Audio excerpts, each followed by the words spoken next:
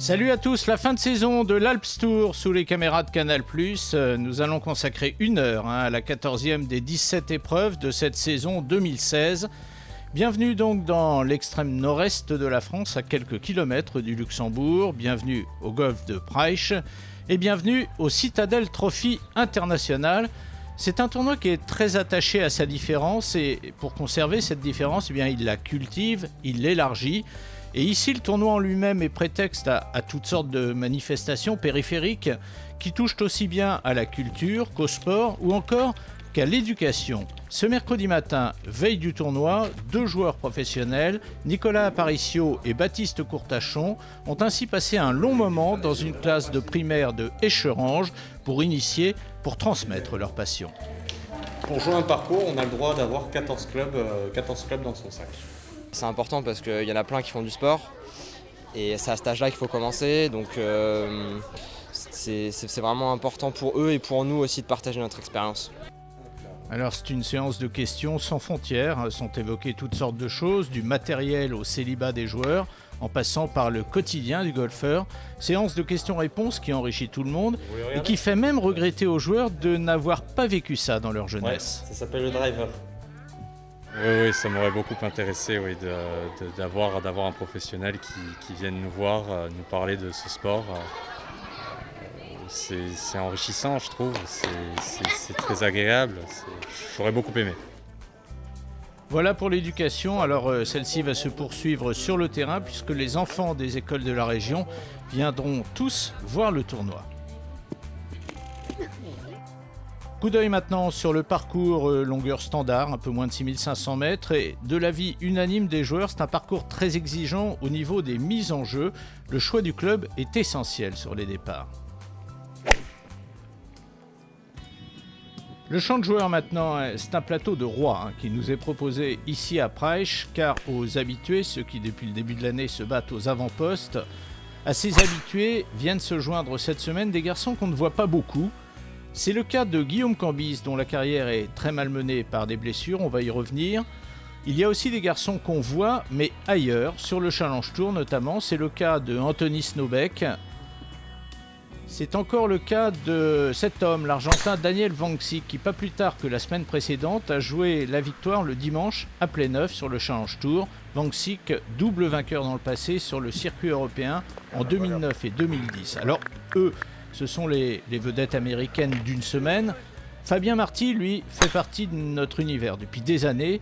Et puis l'an dernier, Fabien avait disparu avant de revenir tout souriant en ce début de saison, content de retrouver les tournois de golf après s'être efforcé toute l'année précédente de trouver des financements pour jouer. Alors en début de saison, Fabien nous expliquait donc, je schématise, que le résultat n'avait aucune importance et que ce qui comptait le plus, c'était le plaisir de jouer, sauf que maintenant, ce plaisir de jouer et les excellents résultats ont conduit Fabien à la 6e place du ranking et donc pas très loin d'une qualification pour le Challenge Tour.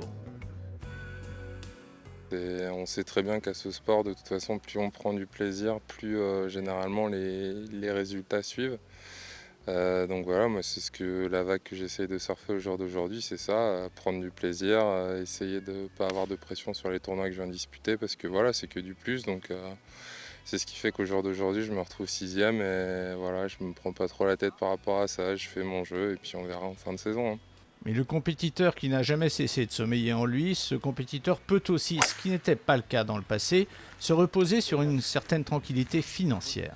Je sais que je suis bien épaulé par mes sponsors qui vraiment, c'est grâce à eux, je peux le dire réellement que je suis reparti à jouer. Donc oui, je sais très bien qu'ils croient en moi et que si je grimpe sur le Challenge Tour, ils ne vont pas arrêter de m'aider à ce moment-là. Fabien Marty a aujourd'hui 33 ans et son année d'éloignement, si elle a renforcé son envie de jouer, n'a en rien en revanche modifié ses habitudes. Moi j'ai un système qui marche énormément à la confiance, donc c'est vrai que je suis pas le type de joueur qui va essayer d'enchaîner les semaines, faire 6, 7, 8 semaines d'affilée parce que c'est pas quelque chose qui me correspond. J'ai besoin à un moment d'être chez moi, décompressé avec mes amis tranquillement.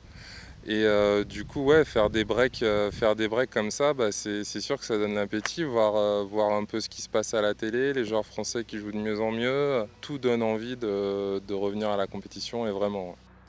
Malheureusement, Fabien a passé un très sale premier tour et le vendredi, eh bien, il devra batailler très fort pour aller chercher le cut. Ce jeudi soir, le leader s'appelle Grégoire Chob, c'est lui. Il a 23 ans et il ramène une excellente carte de -7. Alors bien qu'étant toujours amateur, il a déjà disputé pas mal de tournois pro. Il va passer dans quelques semaines les cartes européennes avant de prendre une décision pour la suite. Grégoire Chob, ici, c'est le leader, mais c'est aussi d'une certaine manière le régional de l'étape. Il est originaire de Metz, du club d'Amnéville, et bien joué près de chez lui donne à sa performance un supplément d'éclat.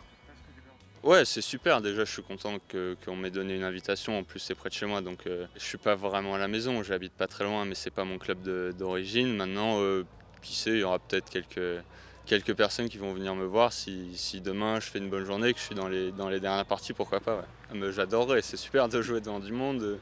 Ça fait drôle de voir une ou deux caméras qui vous suivent à la fin. Ça change du circuit amateur. Voilà, c'est le métier qui rentre. Et ce jeudi soir, eh bien, Chob compte un coup d'avance sur Léo Lespinasse, qui lui joue une carte importante dans la perspective du ranking. Et puis derrière, à 3 coups de la tête, ils sont 5. Et parmi eux, une valeur sûre du golf français, l'homme de droite, Xavier Poncelet. On va jeter un coup d'œil au classement donc à l'issue de ce premier tour. Classement dominé par un amateur. Ce sont des choses qui arrivent assez régulièrement sur l'Alps Tour. Et Léo Lespinasse, très bien placé lui aussi.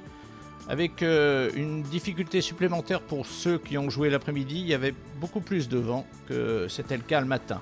Pour cette deuxième journée du Citadel Trophy International, nous avons inscrit nos pas dans ceux de Guillaume Cambis. Parce que nous ne l'avions pas vu depuis un bon moment, et puis parce que, disons-le franchement, Guillaume, quand il était amateur, nous avait fortement impressionnés. Nous avons notamment en mémoire cette victoire. Regardez, c'était face à Victor Dubuisson dans le final de la Coupe Fressino-Mouchy. C'était en 2009. Aujourd'hui, Guillaume a 28 ans et un palmarès pro pas loin d'être vierge, et pour cause. Tout a commencé avec une infection au coccyx où j'ai eu 3-4 mois d'arrêt. Et c'est ces 3-4 mois d'arrêt qui m'ont fait perdre un peu de physique et qui m'ont redéclenché mes problèmes de dos. Jeune et insouciant, j'ai foncé sur les tournois pour essayer de garder la carte et puis au final je me suis cassé le dos. J'ai joué 1 an et demi avec le dos endommagé entre guillemets, ce qui n'a rien arrangé. Et pendant l'hiver 2014-2015, Guillaume ne peut même plus quitter son lit. Il arrête le golf et il décide de se faire opérer des 2 hernies discales qui ont été détectées. Au total, Guillaume Cambis ne va pas mettre les pieds sur un parcours pendant 16 mois. Cette parenthèse, cette absence, aujourd'hui encore, reste très douloureuse pour lui. J'évite d'y penser parce que quand on me le remémore, c'est vrai que ça a été 15 mois très très compliqués. Maintenant, je regarde vers l'avant, ce qui s'est passé, ça s'est passé. Il n'y a pas à cogiter là-dessus. Vous savez, si vous pensez qu'au fait que vous n'avez pas joué pendant 15 mois, vous n'y retournez plus, quoi. Et depuis qu'il a repris le golf, c'était au mois de mars dernier, Guillaume est plus calme, assagi, mais malgré lui en fait. J'essaie de retrouver cette fougue un peu que j'avais parce que ça me permettait aussi de bien jouer. C'est quelque chose qui fait partie de ma personnalité, je pense qu'il ne faut pas se renier. Mais oui, effectivement, je suis plus mature, dirons-nous. Dans son esprit, son retour sur les greens, je repars de zéro, nous dit-il. Ce retour, c'est en fait pour lui une seconde chance et c'est l'instant où le golfeur devient philosophe. Je trouve qu'on a une grande chance de pouvoir, en tout cas, essayer de vivre de notre passion et il ne faut pas la laisser passer. Voilà, c'est le grand résumé. Dans quelques jours, Guillaume Cambis passera les PQ1. Alors ce tournoi de Praich a donc pour lui valeur de test en conditions réelles. Un test pour l'instant plutôt réussi car Guillaume termine ce deuxième tour dans le cut à 6 coups des 2 hommes qui ce soir se partagent la tête. Le premier c'est lui, Thomas Elissalde. Il égale ce vendredi matin le record du parcours en jouant -8. Se mettant donc en position de s'imposer pour la 2e semaine consécutive, Thomas est bel et bien revenu à son meilleur niveau et ceci s'appuie beaucoup sur une grande sérénité mentale notamment. J'ai fait un bilan en début d'année, j'ai repris les bases, tout, et le début d'année n'a pas été aussi bon que ce que j'aurais voulu, mais bon, je travaillais dans le bon sens, donc j'avais confiance pour la suite, et après il suffit d'une bonne partie, et puis ça peut être parti. C'est pas si compliqué que ça, mais c'est très difficile de dire vraiment d'où ça vient. Vous avez jamais douté du fait que ça allait revenir forcément? Alors si forcément j'ai douté. J'ai douté parce qu'une remise en question, ça veut dire qu'on doute. Mais après, je croyais en moi et je me disais que je pouvais y arriver. Donc je sais que je peux faire encore mieux que ce que je fais en ce moment. Donc je vais continuer à travailler. L'autre co-leader, Xavier Poncelet, lui aussi a très bien joué la semaine dernière, mais c'était sur le Challenge Tour à Pléneuf.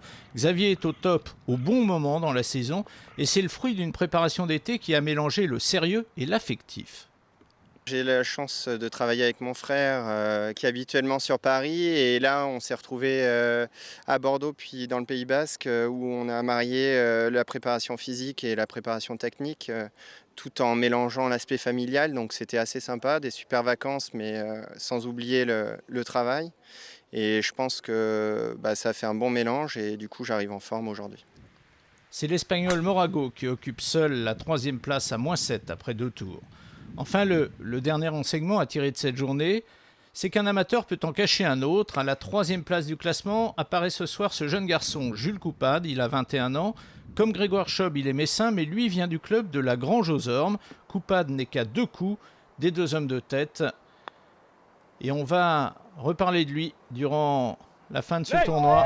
Il sera toujours dans le coup grâce notamment à un putting exceptionnel. On va jeter un coup d'œil maintenant au classement de ce tournoi, donc après 2 tours, avec donc vous voyez 2 Français aux 2 premières places, Morago, et puis derrière pas mal de Français qui sont bien placés et qui ont un coup à jouer ici. C'est le cas de Alexandre Dédou, de Grégoire Chob également, l'amateur, ou encore de Amaury Roset. Alors nous allons survoler rapidement la 3e journée parce que pour tout vous dire c'est le lendemain que tout va se passer. En quelques images, ce Moving Day qu'on va commencer avec un tout jeune amateur de 19 ans. Il s'appelle Romain Vallès et la veille, il a joué -5. C'est son 2e coup sur le trou numéro 1, ce par 4 avec un 2e coup très en descente. C'est un joueur extrêmement puissant, le petit Romain Vallès, et c'est un birdie donné donc pour un des nombreux amateurs du champ. Et ce sera un des rares birdies du jour sur ce trou numéro 1. Bravo donc à lui, Romain, tout juste 19 ans. Federico Macario sur le trou numéro 3, le joueur italien, bientôt 22 ans, il est tout jeune lui aussi. Et c'est magnifique, ce sera une opportunité de birdie, avec qui plus est un putt en montée, 1m20, pour passer à -5.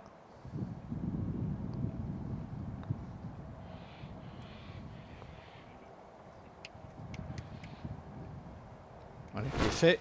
Et pendant ce temps, dans ce 3e tour, un homme fait feu de tout bois, c'est l'anglais Andrew Coulet.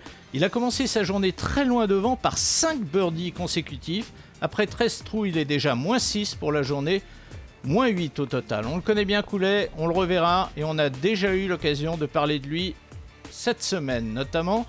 Et on va retrouver celui qui partage sa partie, on l'a vu tout à l'heure à l'école, c'est Nicolas Aparicio. Il partage donc la partie de Coulet, 2e coup sur le par 5 du trou numéro 14. Il a passé le plus dur, à savoir l'obstacle d'eau. Il aura un chip au-dessus de ce bunker. Un chip qui va être difficile à arrêter dans la mesure où il doit lober le bunker et il doit arrêter la balle alors qu'il a face à lui un green en descente et un drapeau qui est relativement placé assez près de l'entrée. Enfin, l'entrée par rapport à lui en tout cas. Ouais, c'est parfait. C'est parfait. Il l'a vraiment déposé. Il avait une plage de quelques centimètres dans lequel il fallait déposer son approche pour qu'elle ne parte pas complètement de l'autre côté du green. C'est donc un putt pour birdie. Et pour passer à -6. Voilà, c'est fait pour Nicolas Aparicio. Un des nouveaux visages de l'Alps Tour. Un Bordelais, donc un homme de 23 ans. Qui s'entraîne régulièrement avec Mathieu Pavon. On retrouve son partenaire Andrew Coulet sur le par 3 du trou numéro 15 avec de l'eau sur la droite du green. Un par 3 en descente. Vous voyez court mais avec une petite canne, mais le danger c'est qu'effectivement il y a de l'eau sur la droite et au fur et à mesure, vous voyez les greens reçoivent, c'est très très bien joué. Un backspin qui va le ramener au drapeau pour un putt pas donné mais pas loin de l'être. Et ça a été une des constantes du week-end, hein, des greens qui reçoivent très très bien la balle. Pourtant, on n'a pas eu une goutte d'eau pendant le week-end. Alors, ils se sont un petit peu asséchés, mais ils ont été parfaits tout le week-end. Gros travail donc de l'équipe de terrain de ce golf de Praich. Et donc, ce putt pour birdie, ce nouveau birdie pour Andrew Cooley. Voilà, le voilà à -9 et ça veut dire qu'il revient dans la course pour la victoire, Andrew Cooley. Grosse accélération de Federico Macario, il est -6 après 16 trous, total -10 et ce sera son score à la fin de la journée. Il faudra évidemment compter avec lui demain lors du dernier tour.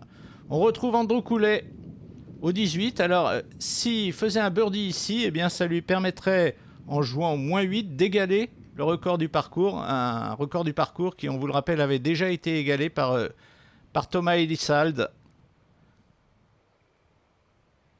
lors du deuxième tour. Ouais, il va falloir rentrer ça. Encore une fois, on a vu à quel point la balle s'arrêtait vite sur les greens. Nicolas Aparicio à ses côtés, deuxième coup. Alors être sur la droite du fairway comme l'est Nicolas n'est pas très gênant dans la mesure où pour ce troisième tour, eh bien, le drapeau est placé à gauche du green. Donc c'est pas une approche très difficile. En revanche, il manquait probablement pour l'un comme pour l'autre un club. Dans des conditions de vent assez neutres pour ce troisième tour. En fait, il n'y a que le premier jour lors de la deuxième partie du jeu, de l'après-midi, qui a eu pas mal de vent. Après, le vent s'est calmé. Attention, parce qu'il y avait le break, et puis derrière, ça dégringole. C'est magnifique, ce putt d'Aparicio. C'est toujours sympa de découvrir de jeunes Français d'abord qui sont souriants et sympas, et deuxièmement qu'on ne connaissait pas. C'est toute la relève du golf français qui se produit ici à Praich et ailleurs, mais dans le cadre de cet Alps Tour. Putt pour birdie pour Cooley, c'est pour égaler le record du parcours à -8. Un petit peu de vent quand même, on l'entend dans les micros, mais qui n'est pas de nature à peser sur le jeu, à changer la donne. Non, ce sera un par pour Andrew Cooley. Il est -9, il est là dans la course. En revanche, il n'égale pas le record du parcours. Et la bonne surprise, donc on aura l'occasion d'en reparler, de Nicolas Aparicio. Autre Français, le petit Amaury Roset sur le trou numéro 14. C'est son deuxième coup. Alors c'est un joueur qui n'est pas particulièrement long, Amaury. En revanche, c'est un joueur qui est assez précis avec les fers en règle générale. Donc il n'a pas pris le risque de tenter d'attaquer en deux ce green du 14 parce qu'il y a un obstacle d'eau juste avant le green. Donc il faut vraiment être placé idéalement pour l'attaquer. Il va essayer en revanche de mettre son coup de wedge au drapeau pour un birdie qui viendrait rejoindre la longue liste. C'est pas excellent en revanche. C'est pas une excellente approche pour Amaury Roset qui, vous le voyez, est -7. Ouais, c'est magnifique quand même. Il est allé chercher ce birdie après une approche perfectible et le voilà à -8. C'est-à-dire que lui aussi se positionne comme un outsider pour la journée de demain. Malheureusement, il fera un bogey au 17 pour terminer et il terminera à -7. Quintarelli au 18. Nicolo Quintarelli, l'Italien. Quintarelli qui n'a plus gagné sur l'Alps Tour depuis 2012 et pour cause, depuis ces années-là, eh bien, il est sur le Challenge Tour. Malheureusement, il a du mal sur le Challenge Tour. Il passe pas énormément de cuts. Et Alexandre Dédou qui partage sa partie, le jeune Français, dont on aura l'occasion de reparler. Ils ont joué le centre du green l'un et l'autre. Ce sera un putt pour birdie pour passer à -10 pour Quintarelli et rejoindre donc son compatriote Macario en tête. Peut-être comme ça, c'est sûr que c'est plus facile. En tout cas, ça fera de lui le coéquipier de Federico Macario lors du dernier tour ce dimanche. Et pour des doux, eh bien, c'est pour passer à -8, c'est-à-dire pour être en position d'embuscade, en position de chasseur pour ce dernier tour. Et attention. Et ben voilà, comme Quintarelli qui quitte donc ce green du 18 en rejoignant Macario en tête. C'est un revenant, Quintarelli. Alors c'est vrai, je n'ai pas gagné depuis 2012, mais en fait ça m'a pas paru long parce que cette dernière victoire, je l'avais remportée sur l'Alps Tour. Puis après, je suis parti pendant toutes ces années dernières sur le Challenge Tour. Et donc, je reviens sur l'Alps Tour. Ça fait seulement le 4e tournoi que je joue depuis cette victoire. Et donc, j'ai pas eu de manque, j'ai pas eu d'attente véritablement. Alors, en termes de victoire, oui, effectivement, c'est long de ne pas avoir gagné depuis 4 ans. Mais en termes d'Alps Tour, pas du tout. Le classement au soir de ce 3e tour avec une déception pour Thomas Elisal qui a joué +1.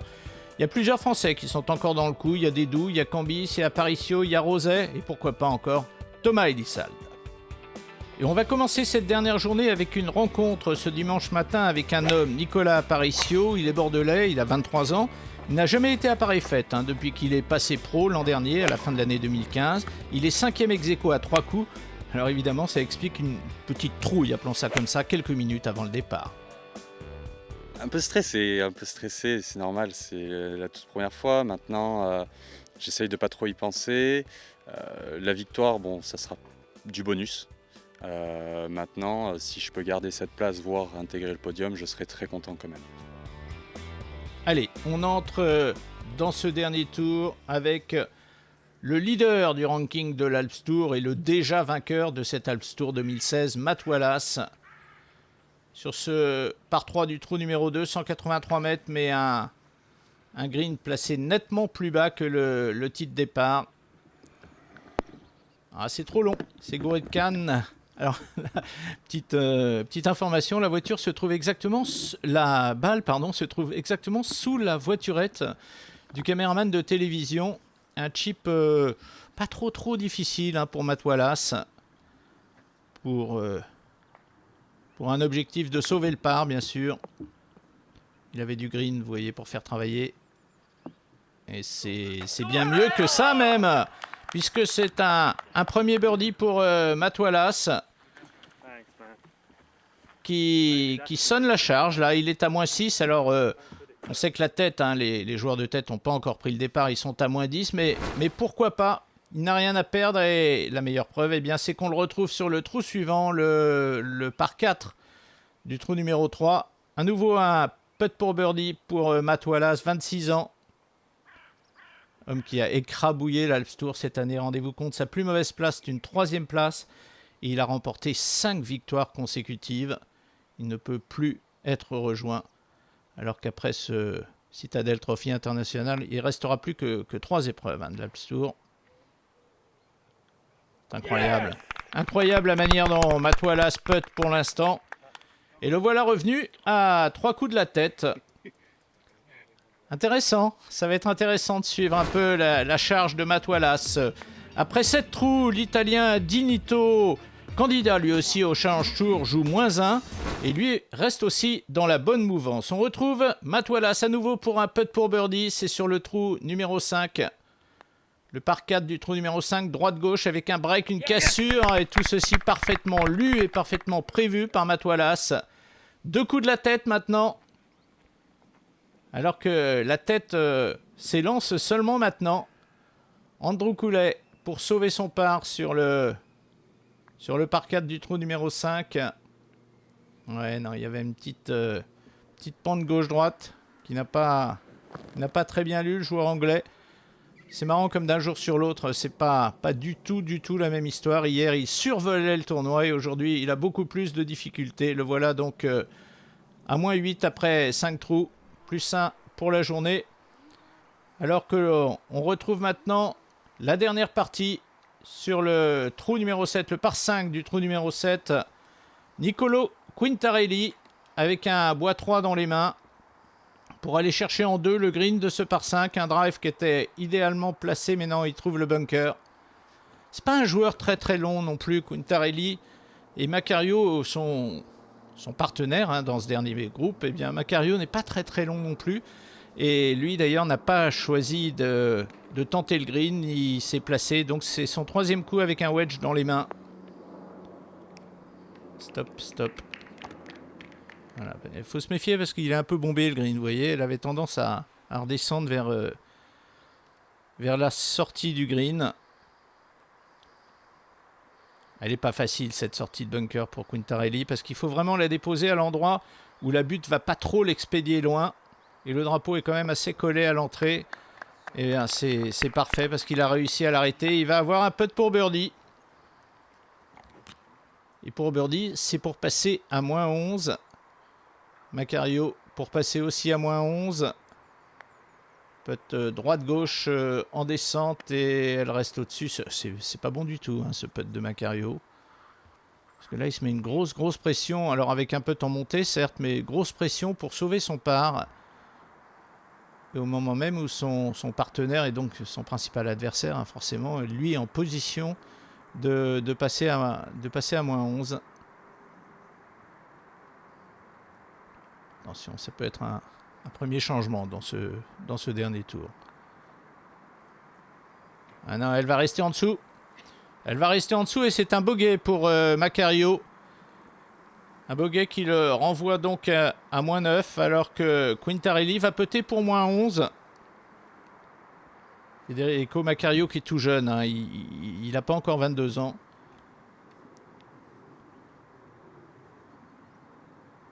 Allez, pour passer à -11.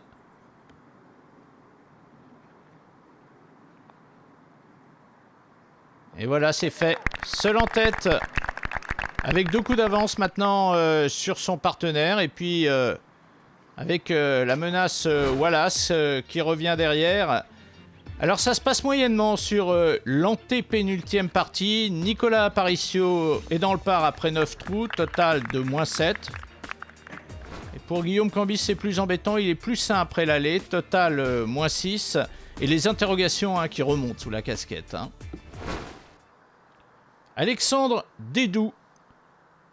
Le jeune Français de 20 ans, originaire de l'île de la Réunion, formé au golfe du Bassin Bleu, sur le par 3 du trou numéro 8.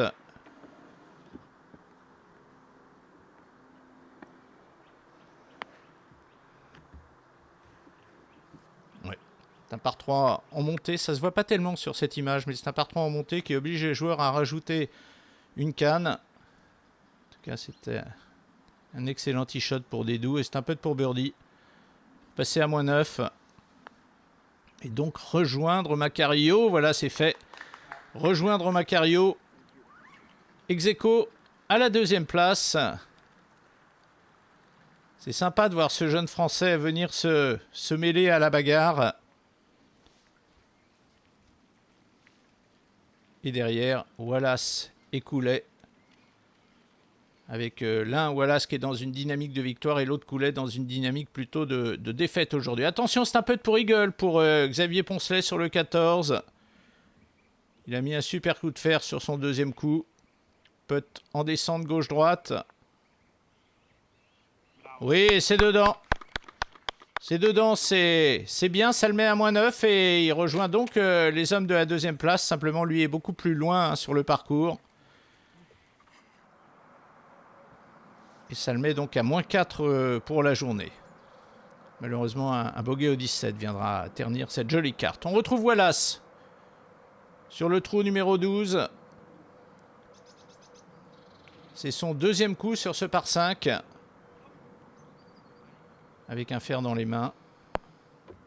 Oh. Ça va ressembler à un putt pour eagle.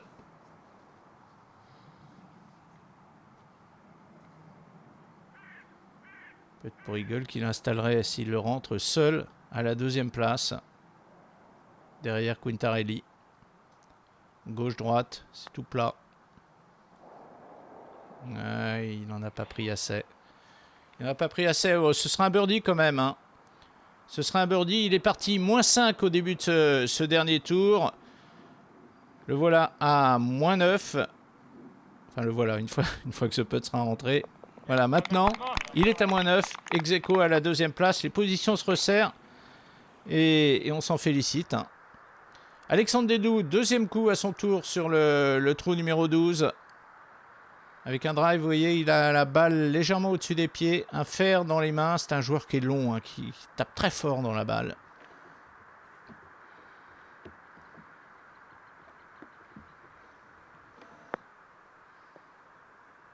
Stop. C'est parfait. C'est parfait et c'est une vraie possibilité, sinon d'eagle, du moins de birdie pour le Français. Ce jeune Français qui est passé pro l'an dernier. Après avoir passé les PQ1, les cartes qualificatives pour le circuit européen, eh bien, il a choisi de passer pro. Et le voilà maintenant qui va s'installer seul à la deuxième position. Seul derrière Quintarelli. Alexandre Dédou, plus que jamais, dans la bagarre pour la victoire.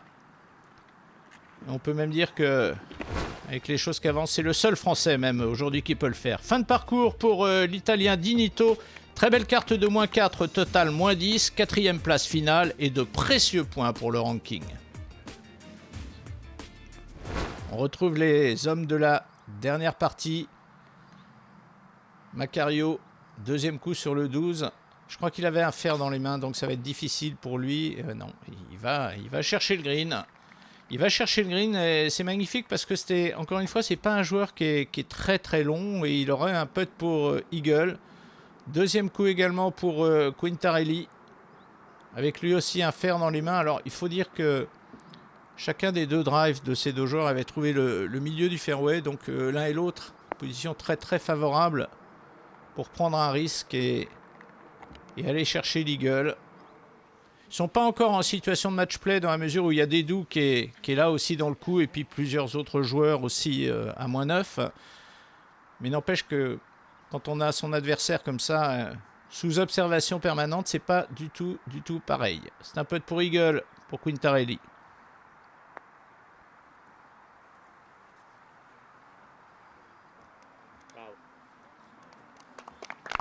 Ce sera un birdie donné pour passer à -12. Voilà, il termine tout de suite. Le voilà à -12. Et Macario qui à son tour va putter pour l'eagle. Pour rester à un coup de son adversaire. Revenir à un coup de son adversaire, pardon. Ah ouais, c'est bien attaqué, c'est superbe ce putt de Macario. Ligne bien lue, le gauche-droite et superbe vitesse de roule pour terminer dans le trou, bravo. La belle journée de Matt Wallace qui prend fin, c'est une super carte, hein, -5, mais malheureusement, eh bien, ça suffira pas pour remporter sa 6e victoire de l'année. Matt Wallace termine ce Citadel Trophy International à -10. On retrouve Alexandre Dédou. Deuxième coup sur le court par 4 du trou numéro 16. Il a mis un drive d'enfer. Plein milieu du fairway. Il a un wedge dans les mains.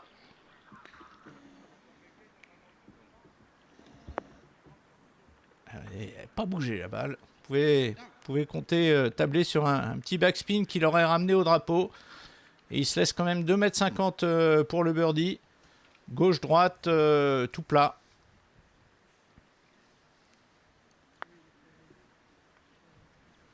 Allez, ouais.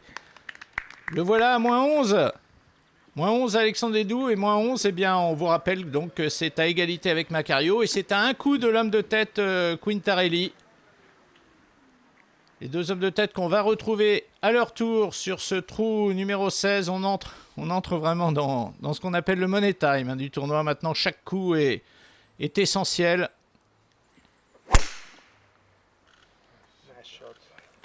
Ouais, ça a l'air parfait. Il a pris un bois 3.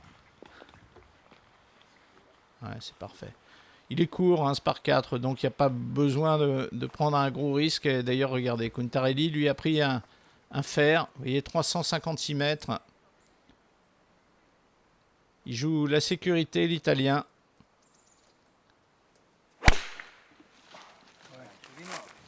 Ah, il n'a pas l'air content. Ah oui, c'est à gauche. C'est à gauche. Attention, attention. Bon, c'est assez dégagé, hein, mais... voilà. Oh, il va falloir voir s'il a l'ouverture maintenant. Ben, on va le voir avec cette image, oui. Alors, il va falloir faire une balle très basse, hein, une balle punchée. Et donc ça veut dire qu'il va devoir presque la faire rouler, mais il y a un bunker avant le green. C'est ça le problème. Coup punché, il faut qu'elle passe.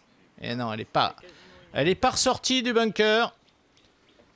Et elle est même pas très bien layée dans le bunker. Et regardez, il est tout près du green, Macario. Son deuxième coup, lui qui avait joué à un bois 3. Et c'est magnifique, c'est un birdie presque donné, attention. Il est en train de se passer quelque chose. Troisième coup pour Quintarelli. Sortie de bunker qui est pas facile. Parce que le drapeau était tout près. Et il y a encore 1m20 pour sauver son par, alors que le birdie est donné pour Macario, son partenaire. On pourrait très bien ressortir de ce green du 16 avec les deux hommes à égalité à moins 12. Là, c'est tout droit. Ah, c'était pas tout droit, justement. Et on a été trompé. On voyait pas cette petite pente à droite qui donne un bogey. Malheureusement, à Quintarelli, attention, c'est peut-être le tournant du match. On vous rappelle qu'avant ce trou, Quintarelli était moins 12 et Macario moins 11. Quintarelli est déjà moins 11 et Macario peut être pour moins 12 maintenant. Voilà des positions qui s'inversent. Changement de leader. Il reste 2 trous à jouer. Et Federico Macario est maintenant en tête avec un coup d'avance. Alexandre Dédou, deuxième coup sur le trou numéro 18. Alors là, il était sur la droite. Et sur la droite, c'est pas le meilleur endroit. Parce que vous voyez, le drapeau est collé à droite. Et quand on a mis son tee-shot à droite, eh bien, d'abord, on n'a pas la même vision sur le green. Et deuxièmement, on a la plus grande largeur d'eau à traverser. Il s'en est très bien sorti. Excellent coup d'Alexandre Dédou qui va putter pour birdie. Et pour rejoindre l'homme de tête, Federico Macario. Ah, c'est pas extraordinaire comme putt parce que maintenant il va devoir sauver le bogey. Il lui reste plus d'1 mètre pour sauver le par, pardon, s'il ne veut pas faire bogey. Pour rester à moins 11. Leader au clubhouse en position d'attente. Alexandre Dédou. Et c'est maintenant, eh bien, les choses ne sont plus dans ses mains. Tout va dépendre de ce qui va se passer dans la dernière partie. Dernière partie dont on va suivre les 2 derniers trous. Parce que c'est chaud quand même, il se passe pas mal de choses. Et puis c'est surtout très indécis. Quintarelli au 17. Avec un hybride dans les mains. C'est un trou sur lequel le drive est important parce que il est en dogleg gauche. Et en prenant un hybride, eh bien, il ne prenait pas le risque de couper les arbres. Et il se laisse un deuxième coup avec un fer neuf.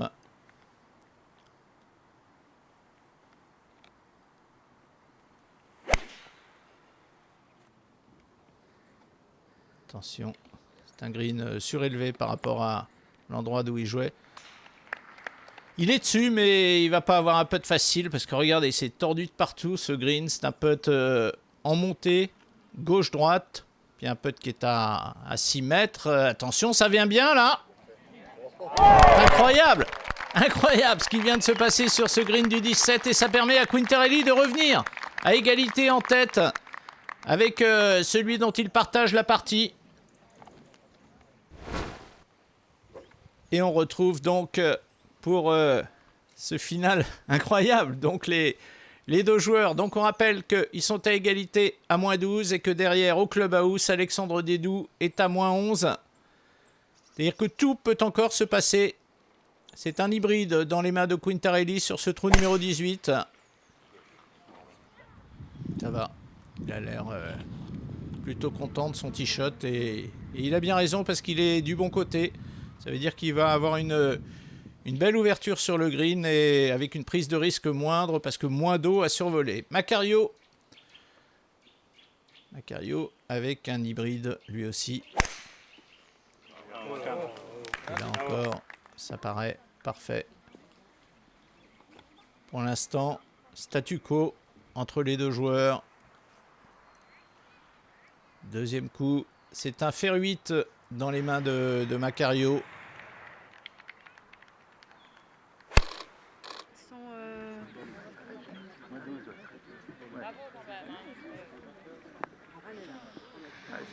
Ouais.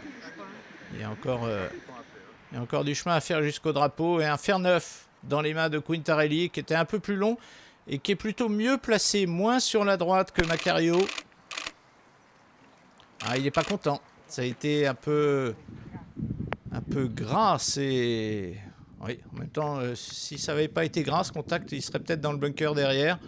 Donc on est toujours dans une situation de statu quo. C'est Quintarelli, droite-gauche, forte descente. Et il va être difficile de l'arrêter. Elle roule, cette balle, elle roule. Et attention, il se met en difficulté. Quintarelli. Et sur la même ligne, Macario a bien vu à quel point la balle de Quintarelli prenait de la vitesse. Il va certainement en tenir compte. Oui, c'est beaucoup mieux. C'est beaucoup mieux, mais ça ne rentre pas.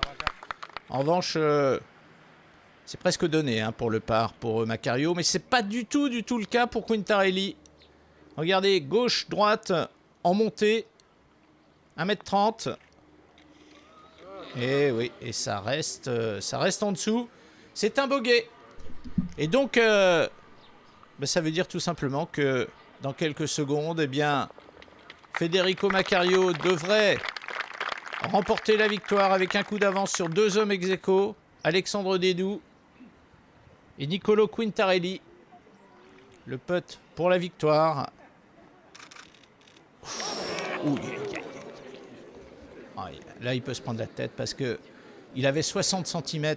60 cm pour la victoire. Et on est maintenant dans une situation de play-off à 3 joueurs. Non pas avec les 2 Italiens, mais avec en plus Alexandre Dédou. Et pour l'anecdote, eh bien, les équipes de télévision commençaient à faire l'interview d'Alexandre Dédou au moment où Macario a raté ce putt. Et donc, tout a été interrompu. Et on est reparti au départ. Donc, pour ce play-off, c'est le tirage au sort. Claude Gourbin, l'arbitre qui procède au tirage au sort.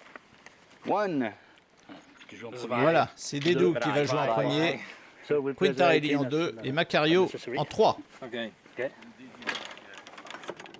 Incroyable ce final, c'est ce rebondissement qu'il y a eu sur cette fin de parcours, sur ce trou numéro 18. Un fer dans les mains de Alexandre Dédou. Il tape fort dans la balle, le garçon. Sa meilleure place cette année, ça a été une place de 6e en Italie. Et plus la saison avance, plus il est en forme. Ce sera un peu sur la droite, regardez. Alors, il n'aura pas un coup véritablement difficile. En revanche, c'est psychologiquement, il aura une moins belle vision sur le green. Et puis beaucoup d'eau à traverser, encore une fois. Un hybride dans les mains de Quintarelli.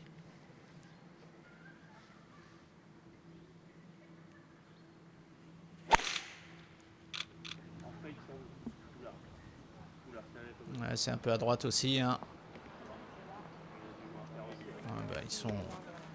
ils sont à peu près au même endroit, l'un et l'autre. Un petit peu plus court pour Quintarelli. Et un hybride dans les mains de Macario.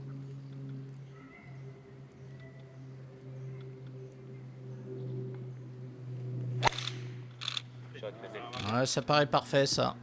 Oui, ce sera la meilleure des 3. Regardez, elle est du bon côté du fairway. C'est lui qui aura le coup, non pas le plus facile, mais psychologiquement le plus rassurant, même si c'est le plus court des 3 et si c'est lui qui joue en premier. Ça paraît pas mal, hein. C'est pas mal. 4,50 m pour le birdie. Quintarelli depuis le rough. Un fer 8 dans les mains. Regardez, un drapeau complètement collé à droite. Hein. C'est pas facile d'aller chercher ce drapeau. Oui, mais alors, on voit pas bien sur cette image, mais il y a un large dégagement avant l'eau. Donc il n'est très certain. Voilà, il n'est pas dans l'eau. Et donc il va avoir un chip qui sera pas un chip facile d'ailleurs, mais il est encore dans le jeu. Sa balle est encore en vie. Deuxième coup pour Alexandre Dédou avec un fer 9 dans les mains.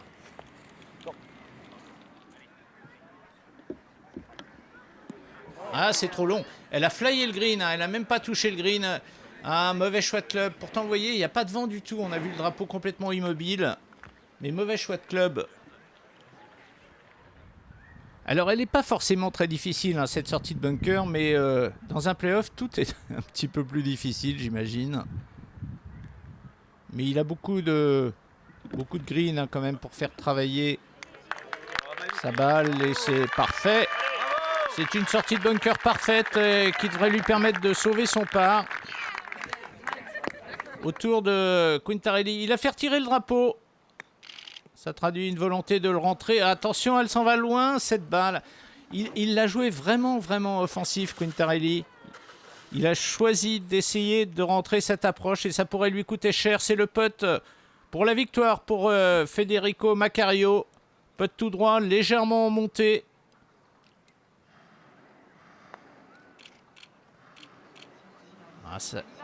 Ah non, elle n'y va pas, non, contrairement à ce que pensait une spectatrice au bord du green. Eh bien non, elle n'ira pas, ce sera le par, en tout cas pour Macario.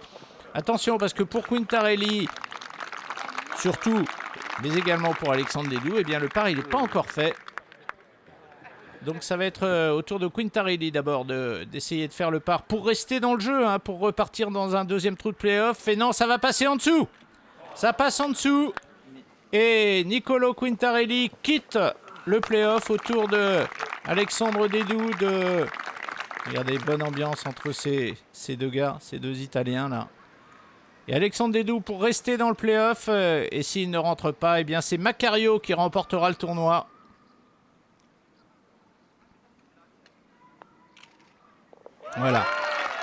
Voilà, et bien on va repartir, donc ils ne seront plus que deux. On va repartir sur le trou numéro 18. Regardez, Matt Wallace qui a piqué la caméra d'un des mecs de la télé là, et qui il se passionne manifestement pour ce play-off. Matt Wallace, le meilleur joueur de l'année sur l'Alps Tour. C'est reparti, le tirage au sort reste valide et c'est donc toujours Alexandre Dédou, toujours avec un fer 3 dans les mains, qui va jouer en premier.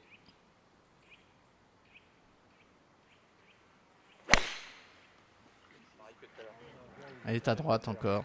Mais alors, comme c'est un joueur qui produit un effet draw naturel, elle pourrait revenir. Ça va. Il est à peu près exactement au même endroit que lors du coup précédent. Et toujours l'hybride dans les mains de Macario. C'est un peu à droite aussi, j'ai l'impression. Ah oui. Oui, ils vont être très près l'un de l'autre. C'est Macario qui va jouer le premier, un plus court que Alexandre Dédou. Fer 8 dans les mains de l'Italien. Ça lui avait réussi lors du premier trou de play-off.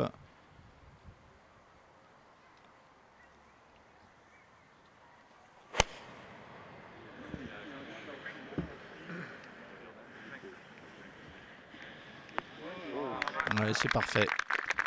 Sécurité. Plein cœur du green.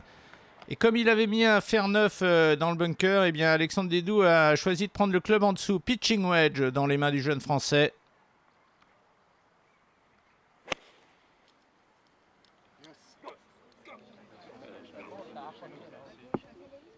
Oh, c'est trop court. C'est dans l'eau. C'est dans l'eau et c'est presque, pour reprendre un terme de football, c'est presque le coup de sifflet final hein, qui vient d'être donné. Alors parce que donc on fait le point, donc Macario est en 2 sur le green et Alexandre Dédou joue maintenant son 4e coup. L'idéal ce serait de le rentrer hein, pour mettre la pression, mais c'est un super coup hein, quand même hein, de la part de Dédou. Il assure quasiment son bogey derrière et donc il met quand même une petite pression à Macario qui n'a pas le droit de prendre 3 putts. Il doit avoir encore présent en mémoire ce qui s'est passé lors du dernier trou, le 18. Attention, il ne faut pas qu'elle s'échappe plus loin. Pour mémoire, c'est exactement ce même putt qu'il avait raté, il était même un peu plus près, qu'il avait raté sur le 72e et dernier trou de ce tournoi. Voilà, le bogey est fait et c'est maintenant donc le putt pour la victoire de Federico Macario. Manifestement, Alexandre Dédou n'y croit plus. Voilà, c'est fait. La victoire donc pour Federico Macario. Il n'avait plus gagné depuis 1 an sur l'Alps Tour. Sa dernière victoire, eh bien, c'était en Belgique en 2015. Il avait cette année terminé 3e en Autriche, 5e en Égypte. La victoire donc pour ce petit Italien qui fêtera ses 22 ans à la fin du mois de septembre. Et très bonne attitude de Quintarelli, très sympa. Cette attitude du joueur italien et de tous les autres joueurs italiens d'ailleurs qui sont venus asperger le vainqueur Federico Macario qu'on va entendre maintenant. I think this winner for me is Cette victoire pour moi elle est émotionnellement beaucoup plus forte que l'avait été la première il y a un an en Belgique. Parce qu'en Belgique, en 2015, j'avais 2 coups d'avance sur le suivant. Et c'est la meilleure victoire de ma vie, certainement. Alexandre, est-ce qu'il faut voir le verre à moitié plein, c'est-à-dire se dire que faire un play-off déjà, ça veut dire qu'on est très près de la victoire, ou le voir à moitié vide en disant qu'on a perdu? Qu'est-ce que vous préférez choisir comme option? Pour l'instant, à moitié vide, je l'ai perdu le play-off, ça c'est sûr. Mais après, faut rester vachement positif. J'ai passé une semaine qui était ouf. Mais voilà, j'ai pris beaucoup de plaisir et puis je sais très bien que ça m'a donné une bonne expérience parce que j'ai déjà été en position de gagner sur des tournois amateurs, mais jamais chez les pros. Donc voilà, c'était vraiment top. Donc je pense que d'ici demain, je le verrai à moitié plein. Ouais. Le ranking de l'Alps Tour et la bonne opération faite évidemment par Macario et également par Enrico Di Nitto. Il reste 3 épreuves à disputer sur l'Alps Tour et on vous en rendra compte sur les antennes de Canal+, à l'issue de la toute dernière épreuve qui sera disputée au mois d'octobre. Ce sera en Italie. Merci d'avoir été avec nous et à très bientôt pour de nouvelles aventures sur l'Alps Tour. Salut à tous.